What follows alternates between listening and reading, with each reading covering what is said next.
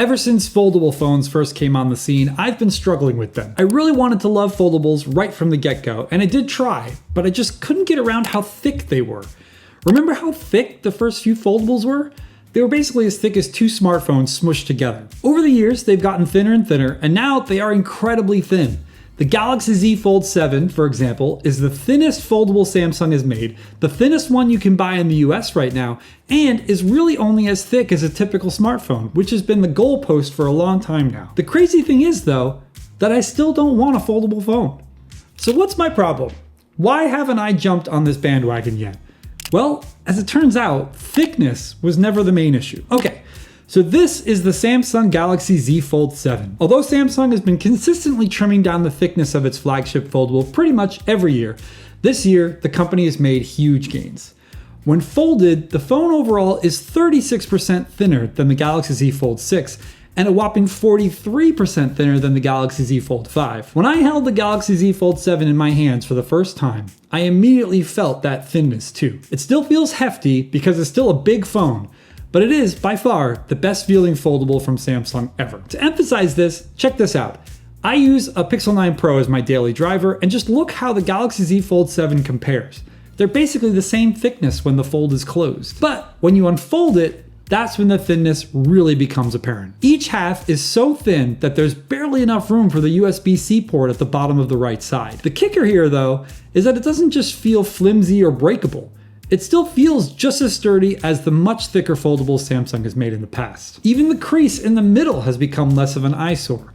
Samsung has continued to refine the technology behind the Z line's hinge so that it's smoother when opening and closing the phone and doesn't put as much stress on the ultra-thin glass display on the inside. Speaking of that display, it is bigger now, landing at 8 inches. In fact, the overall dimensions of the phone are wildly different than they've been before, with a new 21:9 aspect ratio on the outside display.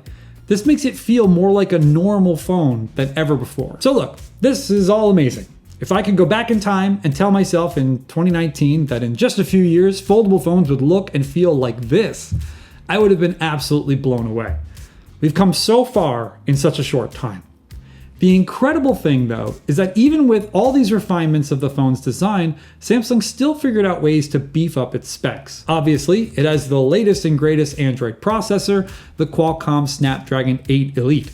That was a given. But the really unbelievable upgrade in this phone is the camera. Remember how Samsung brought some of the Galaxy S25 Ultra cameras to the impossibly thin Galaxy S25 Edge? Well, Samsung has done the same thing with the Galaxy Z Fold 7. It brought over the 200 megapixel main sensor, which means your standard wide-angle shots on the Galaxy Z Fold 7 should land at similar quality to the Galaxy S25 Ultra, which is something we've never seen before on a foldable from Samsung. On all other Galaxy Z Fold phones, the main camera has always been weaker than the Ultras, so this is a pretty big deal. Samsung also made a quality of life improvement by adding a cutout to the internal display to make room for the selfie camera there. Previously, this camera had lived under the display itself, which had the pro of making the screen uninterrupted entirely, but the con was that the camera looked like, well, hot trash. Samsung made the judgment call to stop this practice and add a punch hole here so this camera can perform at the same quality as the one on the outside of the phone. I think this is the right move to make, although I understand if others don't agree. Unfortunately, there's still a lot of room for improvement here that Samsung didn't make. The battery is the same size as last year, and Samsung is still resisting using silicon carbon batteries for some reason. It still charges at an insanely slow 25 watts.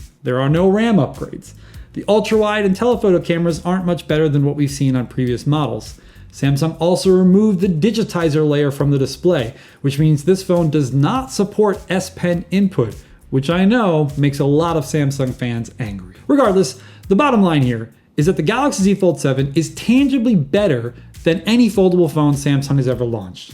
It's as thin as a normal phone and nearly as powerful as the Galaxy S25 Ultra. So, this is it. I got what I wanted, and I should throw away my Pixel 9 Pro, buy this, and use it as my daily driver, right? Well, not so fast there. Yes, Samsung made the phone look and feel better than ever, and the internal upgrades are tangibly superior to even last year's Z Fold 6, to say nothing about the older Folds. But is that enough? Samsung has made the best foldable it's ever made, no question. But why should I buy a foldable over a standard slab smartphone? Especially when a smartphone like this costs so much money. Seriously, the Galaxy Z Fold 7 is so expensive, starting at $1,999, which is $100 more than the Galaxy Z Fold 6. So yeah, what does this phone offer that makes it literally $1,000 better than my Pixel 9 Pro? This is the real question I've been trying to answer. So let's work this out together. Here's a question for you. If you had unlimited finances and could buy any phone in the world without worry, would you buy a foldable like the Galaxy Z Fold 7 or any other high-end foldable for that matter? Why or why not? Jump down in the comments and let me know your answer. While you're down there, don't forget to like and subscribe as my channel is new and that really helps me out. Anyway, I'll give you my answer to the question. I probably wouldn't buy a foldable. Even when you take away the huge financial burden of a phone like this and then combine it with the fact that when it's folded, it is almost the same dimensions as the Galaxy S25 Ultra, I still don't want it. The reason for that is that there's never been a time that I've had any foldable phone at hand and felt the need to use it in its unfolded state. I work for Android Authority and have used all manner of foldables. I've used nearly every Samsung Galaxy Z Fold phone, both Pixel foldables, several premium foldables from Honor, the OnePlus Open, the list goes on and on.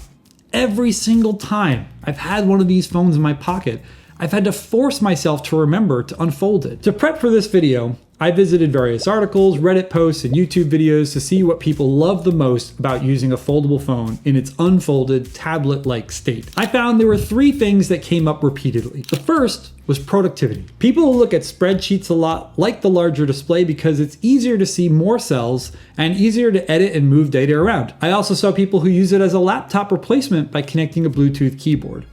These are certainly intriguing ways to use a foldable, but they simply don't apply to me. I rarely look at spreadsheets. And if I were to use a Bluetooth keyboard with a foldable phone, it would be because I'm traveling. And if I'm traveling, that would mean I would need a keyboard with me in my backpack. And if I can carry a keyboard, why not just carry my laptop, which is more powerful, will likely have better key travel and comfort, and can also be a gaming machine. The second thing I saw a lot was using it for media consumption. Lots of people like foldables for reading ebooks, which makes a lot of sense because when it's unfolded, it actually looks and feels like a book. I also saw a lot of people talk about how the larger display allows for text to be even bigger than you would be able to do comfortably on a typical smartphone. The problem here is that I already own a Kindle Paperwhite, which to me is way better for reading ebooks. The paper-like display is easier on the eyes, the battery lasts for months, literally, and I can make the text as big as I like. People also talk about loving foldables for videos. This I can understand, at least when it comes to YouTube videos, because you can see the video up top and then the controls or the comments below. Honestly, I love using foldables for this, and I can fully admit that this is far superior to a typical smartphone experience. But people often sing praises for watching movies and TV shows too. This doesn't make much sense, as the size of the movie doesn't really increase that much once you factor in the aspect ratio of the film or the show. Look at this side-by-side comparison to the Galaxy S25 Ultra. The video on the Ultra is actually bigger than it is on the Z Fold 7. The last thing I saw a lot was using foldables for gaming. This also makes sense to me, especially for games like Genshin Impact, which rely on on-screen controls. With so much display space, your fingers don't cover up as much as the game world, which is definitely an advantage. However, people who play mobile games competitively might not be allowed to use a phone like the Galaxy Z Fold 7 because of this big advantage. So keep that in mind. My issue with gaming advantages on a foldable phone is that I don't really play mobile games. In fact, mobile gaming in general doesn't really interest me. I don't own a Steam Deck or anything like that, and I even sold my Nintendo Switch a while back. If I'm going to game, I'm going to do it on my laptop with the 5080 inside or on my gaming PC back there. I suppose if I were a train commuter or something, using a phone to game and kill time during the commute would be something I'd prioritize, but that's not me. So are you seeing the trend here? There are a lot of cool things that a foldable can do, but a lot of them don't apply to me personally, and I would expect a lot of other people out there. But the bigger issue is this.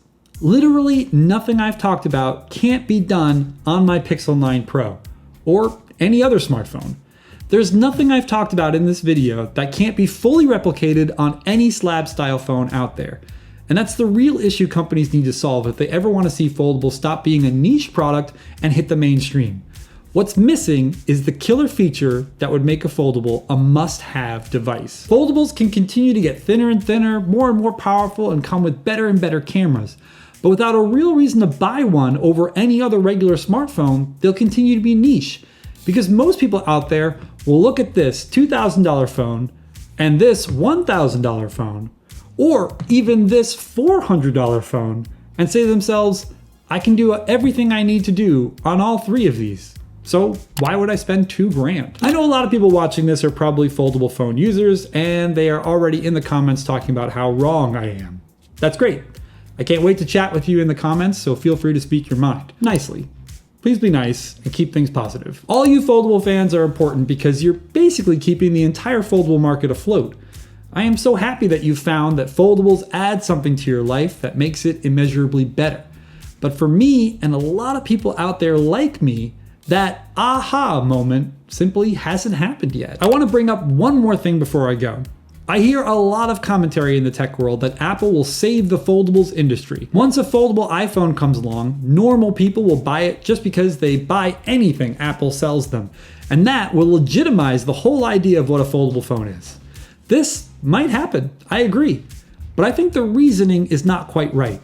If Apple does release a foldable iPhone, which all rumors suggest it will eventually do, the reason it will be the fire that ignites the foldable world is because Apple will figure out that aha moment. As much as I dislike Apple as a company and the products it makes, even I must admit that that is what it excels at. It is so good at taking a good idea and escalating it to the point that people say to themselves, oh man, I need that.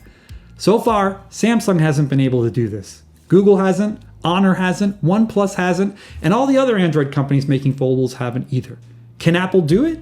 Maybe. Apple has thought it had the aha moment with the Vision Pro though, and that thing was a massive failure. So it's possible that even Apple will be unable to figure out that thing. Time will tell. Anyway, this was an interesting journey to go on for me because I haven't been able to fully explain why foldables don't excite me. Now that I've done this, I'll just point people to this video. Speaking of which, let me point to this video right here, which explains why I'm a Pixel guy through and through. Anyway, I'm excited to chat with you all about this topic. That's it for me though. I'll see you all in the comments.